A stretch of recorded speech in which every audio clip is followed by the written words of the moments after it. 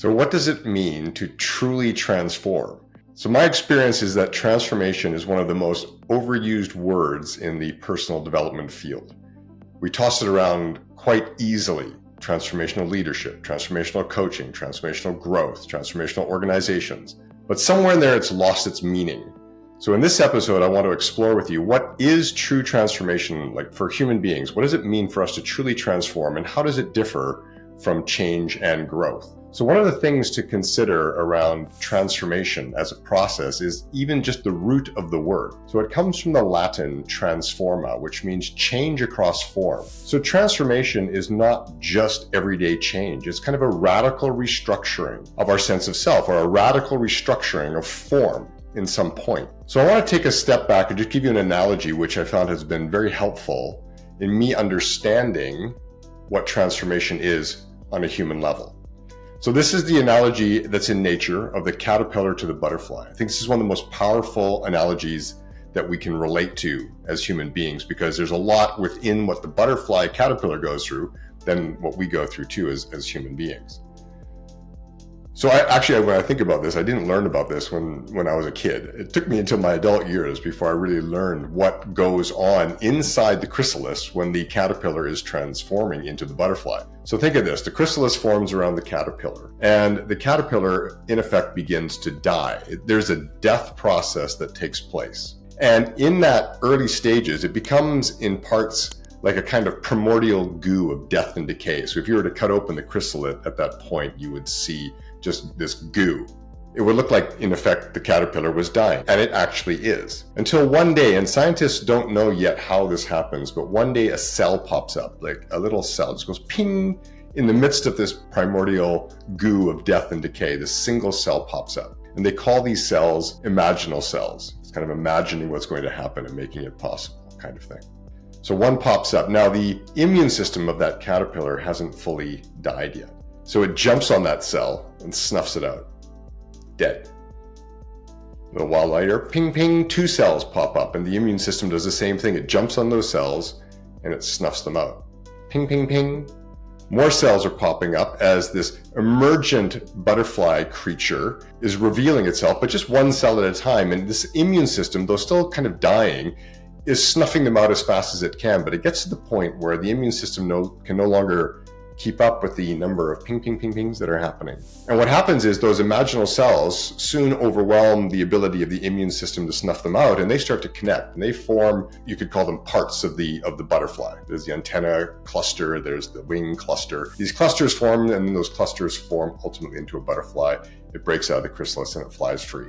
Now, what I love about this analogy, and what makes it, for me, really salient to what I'll talk a little bit about later, which is this idea of the human process, is that there are these really distinct dynamics happening inside the chrysalis. The first is the dynamic of death. So in transformation, there is a death process, a kind of, in human terms, dying to the self.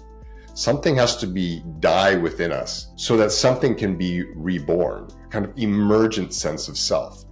So those are the two dynamics, this kind of death dynamic and this emergent dynamic. And there comes a time within the caterpillar's chrysalis when those two are going at each other. I call those dual dynamics of transformation, but they're dueling. The dueling dual dynamics are going at each other in the sense that the one is trying to, particularly the dying old self, is trying to snuff out this emergent new self. Now, in human terms, that's really quite a disconcerting experience, because it feels like we have two selves for a while, and that they're kind of going to war with each other, which in a certain sense, they kind of are. And I'll talk more about what that actually is a little bit later. But understanding that transformation as a change of form, as a radical restructuring of something, is actually imbued with these inherent dynamics of death and emergence. And if we as human beings can get an understanding of those dynamics, particularly, let's say, if we're in the coaching field or in a field where we're supporting people to really grow into a fuller sense of themselves, if we can get a sense of those dynamics, we can far better position ourselves to be of use in supporting that person to grow. So one of the questions I'm often asked is, how does transformation differ from, say, change? So let's think of it this way, that all transformation is change, undoubtedly. But not all change is transformational change. Like, we can make change in our lives that move us in forward directions, backward directions, even just parallel directions. Like, not all change that we make is necessarily inherently going to help us move forward in these kind of radical ways that we're talking about, that transformation as a process naturally entails. So I'll give a couple of simple examples here. Let's take the example of a couple that's on the verge of separation. They notice that after years of kind of conflict and disagreement, they're not able to make their relationship work anymore.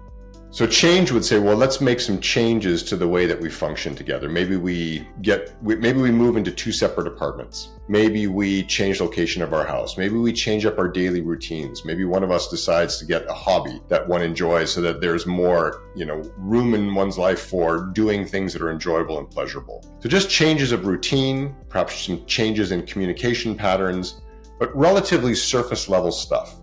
So we can make all those changes, but nothing necessarily inherently is shifting at a deeper level. So let's take the same couple then, who then decides to go into those two separate apartments at a change level, but one or even both decide that it's time to really start to look at themselves, at those deeper layers of themselves around, let's say, relationship codependency or lack of self-love that is projected onto another.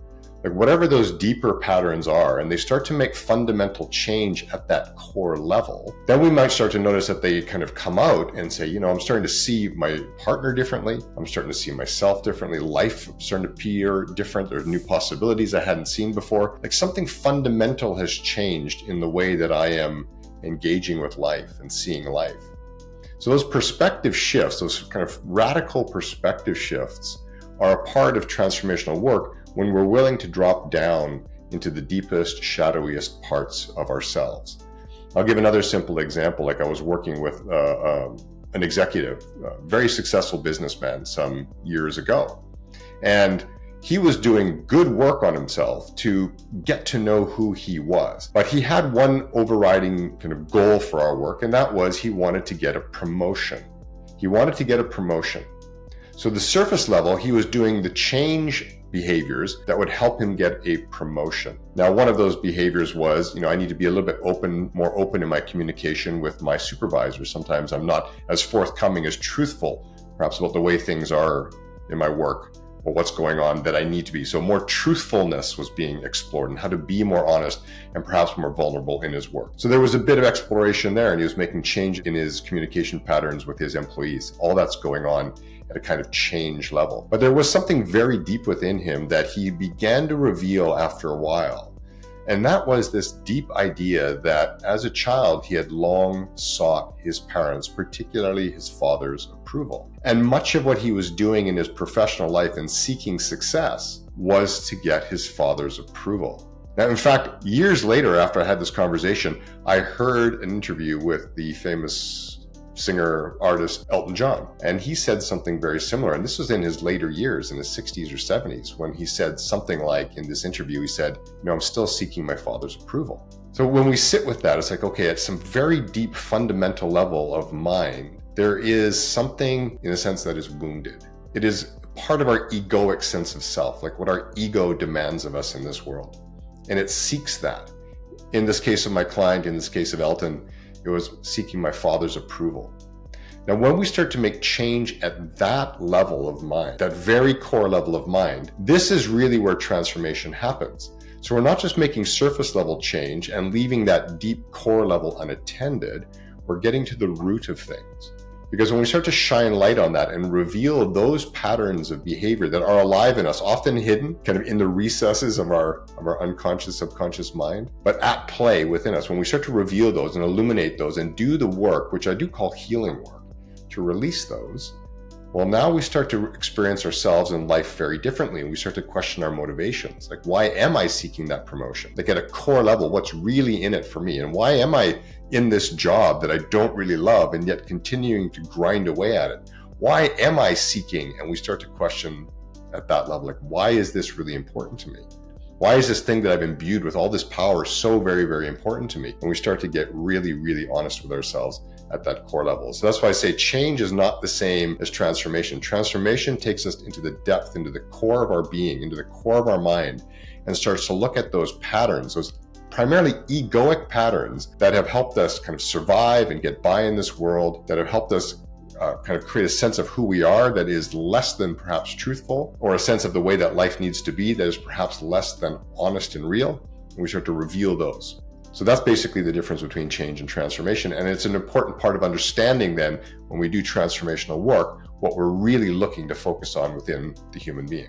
What is actually personal transformation? We could actually say, what is transforming in the human being? So I've mentioned that the mind is beginning to transform, but let's put it in psychological terms for a minute. There's something called the self-concept. This is a psychological term. Now, the self-concept is effectively a very complex kind of dynamic set of, and this is the key piece, conditioned, learned attitudes, opinions, beliefs, and values about who you are and the way that life is. I like this image. If you cut an onion in half, and you can see all the concentric circles of the onion, you can think of it this way, that at the core of the onion, there is a sense of, this is the truth of who I am, the essence of who I am. When you strip away all of the conditioning, there is at the core this essence self.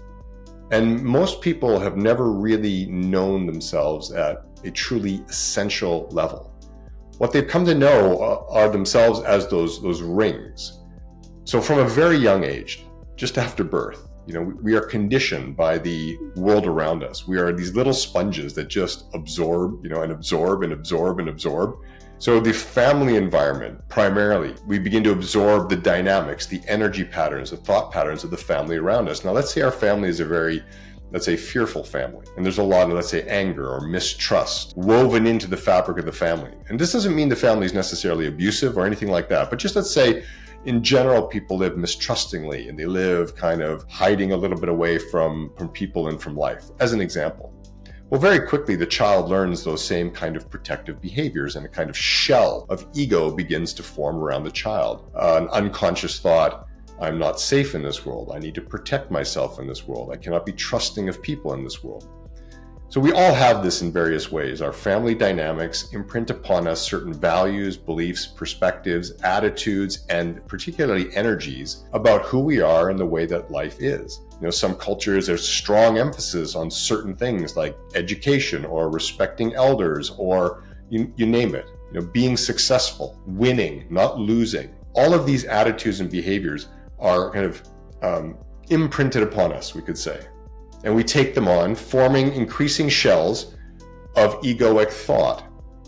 None of them are really necessarily reflective of the essence of who we are. Now, so young people who are raised in families that have a more healthy attitude and beliefs about the human being and their possibilities and potentials are going to give rise to a child whose self-concept is going to be healthier than a child who is raised in, let's say, a neglectful or an abusive or a lonely kind of environment, because those children are going to be taking on and imprinted with ideas that, I'm not safe in this world, I'm not enough, I'm not good enough, I'm not loved, I'm not lovable. These are core patterns that are imprinted upon us at a very, very young age. And they form these layers around the essence self, and they form our self-concept.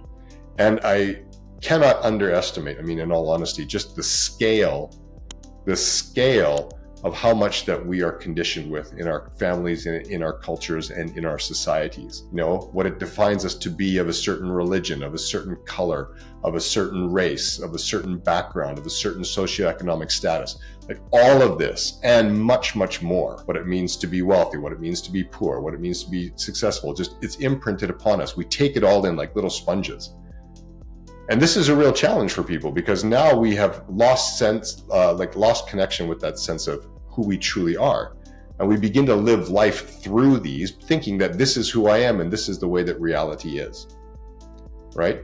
So in transformation, what begins to happen, and this is quite fascinating, there's a moment in people's lives that normally occurs. I call it the moment of awakening. You may, have heard that word, awakening. But what is it necessarily? It's kind of this idea that somewhere in the deep recesses of our mind, something opens, a little portal. I call it a portal of possibility that says, There's more to who you are, and there's more to the way that life is than you have ever been taught and ever known. And people are often thrown by that. Some people experience it quite quickly, like a radical, like waking up one day saying, what the hell? What am I doing with my life? This is all off, you know? Other people, it's a more gradual movement into that recognition. And for some, it's through a very traumatic event, like a devastating loss of someone close to you has you questioning, who am I and what is my purpose in life and what do I really value? And my God, I've been chasing things that have not really been mine for a very, very long time. And why have I been doing that? So those questions come in this moment of what I call awakening. And then we begin this kind of journey, which is a journey into understanding our self-concept. Like all of that which we have allowed to make a home in our mind, which is not really reflective of the I at the core of our being. And so transformation as a journey then is really a stripping away, a peeling away of all that is not reflective of the self at the core of the being. And what that does is it gives rise to a new revitalized self-concept. So it's not that our self-concept disappears. It's not that it's vanquished from the mind necessarily. But it gives rise to one that is reflective of the essence self, that is reflective of our soul, that is reflective of our highest nature as spiritual beings in this world. And when we start to connect with that, that's when the good stuff really happens, because we begin to then not just sense it as a possibility glimmering away on the edge of our awareness. It starts to become very real and very vivid. And we start to really recognize the degree that we have been living through a kind of false sense of self for a very, very long time. So as transformational coaches, as deep coaches, this is the work that we're doing. We're interested in supporting people in that dynamic and of that, remember the death dynamic I spoke about with the butterfly? Dying to the self. So what dies is our ego-based self-concept. And what begins to emerge is, we could say, a more soul-aligned self-concept, one that reflects the I at the core of my being. And that's the emergent selfhood that comes through. And yes, for a while in those dual dynamics, the old self-concept, our old consciousness, is going to want to snuff out that newly emerging one because it's got a vested interest in maintaining its existence as the driver of our life experience. But we're starting to learn that there is something more powerful in us that can become the driver of our life experience if we allow it. And that's the hard work that transformation on a human level ultimately requires of us. So what then is the distinction between transformation and other developmental processes? I've been pointing to this, the answer to this kind of all along as we go here. The primary distinction is that there is a need for a kind of an illumination, exploration process of far deeper structures of mind than what often kind of everyday change and development requires of us.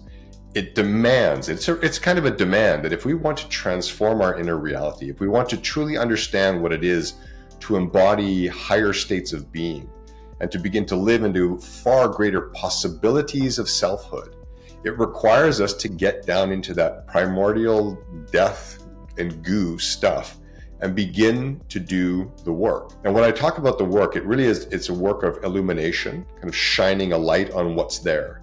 Radical self-honesty, great vulnerability, the cultivation of a kind of trust in self and life that is for some very hard to connect with, but it requires that. It requires a kind of willingness to venture into the unknown zone.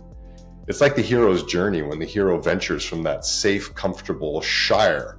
If you think about The Hobbit or Lord of the Rings, you know, the safe, comfortable home that the hero must venture out of. And on that path, the hero must face death. Not only great trials and great ordeals, but must face a kind of death and move through that, transcend the fear of that, so that the hero can emerge on the other side and complete the quest and ultimately return home as a transformed human being. So I love this, again, another wonderful kind of analogy for what we are experiencing, that transformation demands this difficult work. And here's what really separates it for me from other forms of developmental work that are more surface level. Most people, lengthy journey. It's not unusual for people to take 10 to 20 years to move through this radical restructuring of their sense of self and their purpose and place in this world.